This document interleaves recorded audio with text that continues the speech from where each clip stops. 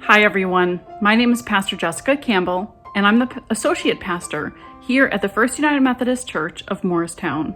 I'm so glad that you're joining me this week. Today the boys and I went to our doctor for a well visit. We go once a year and we have the doctor look over our general health and see if there's anything new or anything that we should be doing differently. Well, today the doctor, as usual, used a tool called a stethoscope to listen to our hearts and our lungs.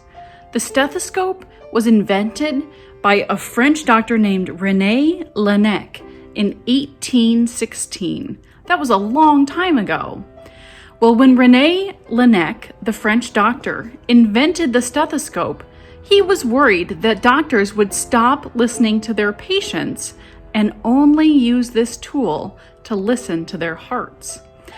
He was famous for saying to doctors, if you use this tool, don't stop listening to your patients. They will still tell you how to heal them. They will still tell you how to heal them.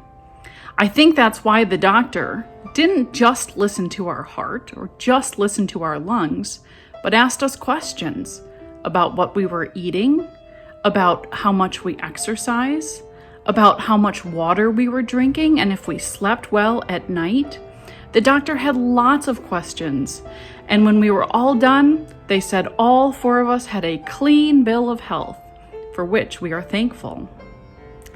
Well, it got me thinking about how often in the Bible Jesus would listen to other people. Jesus didn't use a stethoscope because it wasn't invented yet. But Jesus would listen to what their hearts needed to be healed. For people who wanted physical healing, or sometimes people wanted spiritual healing. There were lots of different ways that people wanted to be healed. And Jesus would listen carefully to their stories and then help heal them by God's grace and power.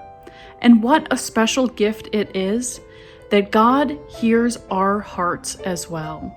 That if there are things that we need to talk to God about, we can go to God always in prayer like we talked about last week. We know that God hears our hearts, not with a stethoscope, but by knowing us so well. And not only does God know us, but God sends us people who will listen to us and help us as well. If there are family members or friends who listen deeply to your needs and your wants and what makes you excited or sad, that's good listening. And Pastor Gina and I are always here to be good listeners for you as well. And the special thing is that God not only surrounds us with people who can listen to us well, but God calls us, you and me, no matter how old you are, to be a good listener for our friends and our family also.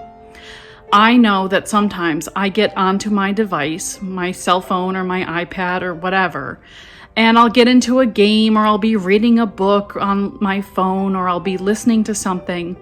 And when my kids start talking to me, I'm just kind of saying, uh-huh. And then I realize after a few minutes, they've been telling me something and I haven't actually been hearing what they were saying. I was just listening to the sounds and saying without being a good listener. Well, God never does that. God is always listening to us perfectly.